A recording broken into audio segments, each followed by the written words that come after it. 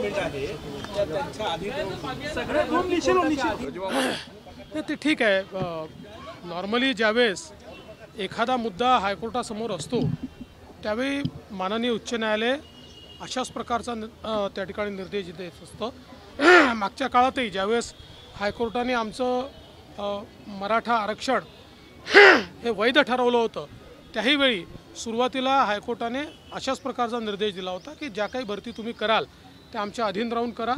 त्याच्यानंतर त्यांनी ज्यावेळेस आमचं आरक्षण वैध ठरवलं त्यावेळेस त्या भरती देखील वैध ठरवल्या होत्या. त्यामुळे मला असं वाटतं की ही एक हायकोर्टाची प्रोसेस असते की एखादा मॅटर सबज्युडिस असताना जर तुम्हाला निर्णय करायचा असेल तर तो निर्णय कोर्टाच्या अधीन राहून करायचा.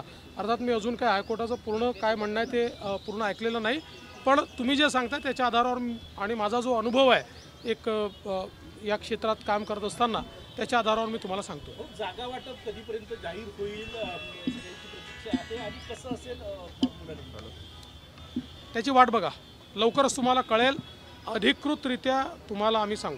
सुप्रिया सुळे आज म्हणाले अबकी बार गोळीबार सरकार गृह विभागावर अपयशाचा खापर फोडताना त्यांनी तुमच्याबद्दल मत व्यक्त केले. मी सुप्रिया त्यांना एवढंच विचारू इच्छितो की मावळचा गोळीबार झाला होता तेव्हा सरकार काय होतं किंवा ज्यावेळी दुर्दैवाने राज्यातल्या 113 गोवारींचा पोलीस लाठीचार्जमध्ये दुर्दैवी मृत्यू झाला होता तेव्हाचं सरकार काय होतं.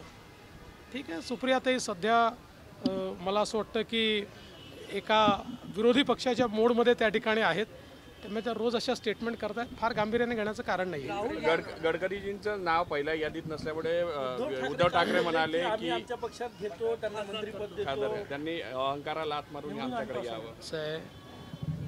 ज्या पक्षाचा बँडबाजा वाजला आहे त्या पक्षाच्या अध्यक्षांनी गडकरीजींसारख्या राष्ट्रीय नेत्यांना ही ऑफर देणं म्हणजे एखाद्या गल्लीतल्या व्यक्तीने मी आता तुम्हाला अमेरिकेचा राष्ट्रपती बनवतो तुम्ही माझ्याकडे या असं सांगण्यासारखं आहे. खरं म्हणजे माननीय गडकरी साहेब हे आमचे मोठे नेते आहेत. महाराष्ट्राचा जेव्हा नंबर येईल ते महाराष्ट्रातनं नागपूरमधनं लढताल. ज्यावेळेस पहिली यादी झाली त्यावेळी महाराष्ट्रात आमची जी महायुती आहे त्याचा निर्णय झालेला नसल्यामुळे महाराष्ट्राच्या जागांवर त्या ठिकाणी आम्ही चर्चा केली नाही. महायुतीचा निर्णय करून महाराष्ट्राच्या जागांवर जेव्हा चर्चा होईल त्यावेळेस सगळ्यात पहिल्यांदा नितीनजींचं नाव येईल. त्यामुळे मला असं वाटतं की हे जे काही या ठिकाणी स्वतःला मोठं दाखवण्याचा प्रयत्न उद्धवजी जे करतायत त्यांचं हसं होत आहे.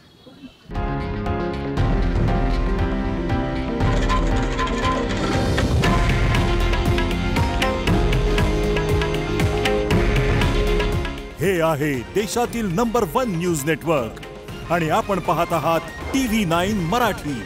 काळजी तुमची, हित महाराष्ट्राचं.